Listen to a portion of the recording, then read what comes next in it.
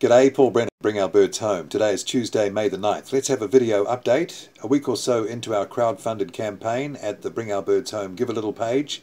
Just under 3K in so far from just over 50 donators. Thank you so much to those who have donated to Phase 1 of the Bring Our Birds Home crowd-funded campaign. The target for that Phase 1 is 20 to 35K.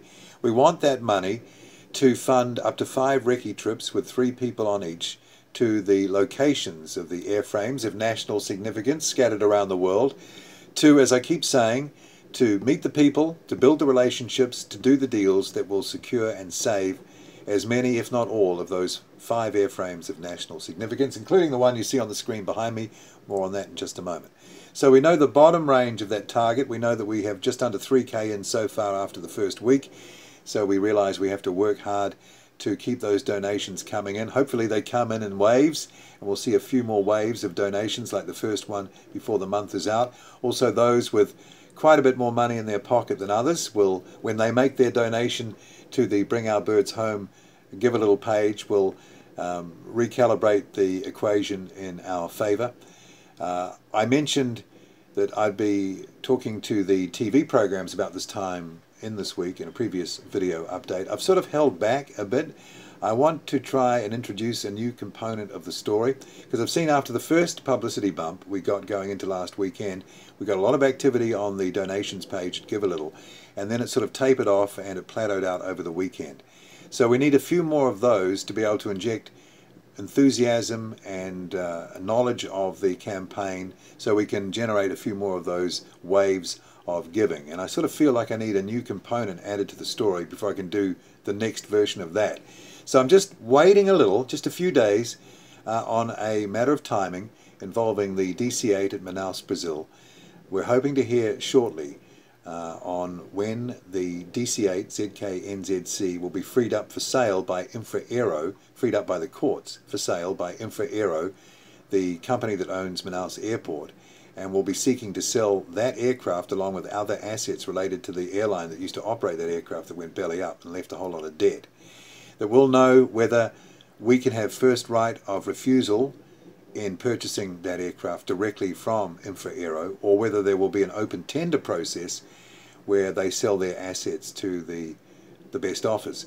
So that's a little more complicated and requires some, maybe a bit more money and more strategic thinking, but having either one of those to add to the story in the next week or so will be fantastic for the campaign. So I'm hoping it'll be something like that that provides the extra energy and adds the new component of newsworthiness, and I can go to the media again and get another bump of good publicity. So that's in my thinking at the moment. Another bit of news to tell you about relating to the aircraft you've been watching on the screen behind me while I've been rabbiting away. This aircraft is the final Air New Zealand 747-419 in passenger operation for Wamos Airlines in Spain. Rex, who is our engineering consultant to the Bring Our Birds Home campaign, has located the actual owner of that aircraft, who is Florida based, and now has dialogue with the actual individual about the Bring Our Birds Home campaign, what we're seeking to do and why we're interested in that airframe, and letting them know that when it becomes available, when they're finished with it and are set to retire it, and that could be anywhere between 4 and 8 years, that we have a first right of refusal situation. So that's a great development for the week. Thank you so much, Rex. So we have all 5 aircraft in play, and it's interesting, this one here is ending up as the last Air New Zealand 747 available. There is one other 419, sister ship to MBV, that was converted to a freighter and is operating in Korea. But this is the last passenger Air New Zealand 747. It will turn out to be the last one available, I think, which gives it an artifact value and authenticity that we want. And also it was the plane that carried the Lord of the Rings livery as well, so it will always be known as the Lord of the Rings 74. So that's a great development this week. We are now talking directly with the owner of that aircraft. All right, that's the update so far. Thank you so much for your engagement and your positivity and your donations and everything.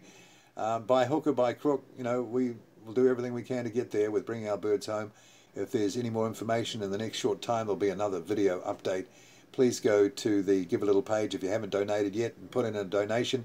Encourage your friends and mates to do the same, and let's see if we can get close to that, at least the bottom end of our target range of 20k in the next 3, 4, maybe 5 weeks. Thanks.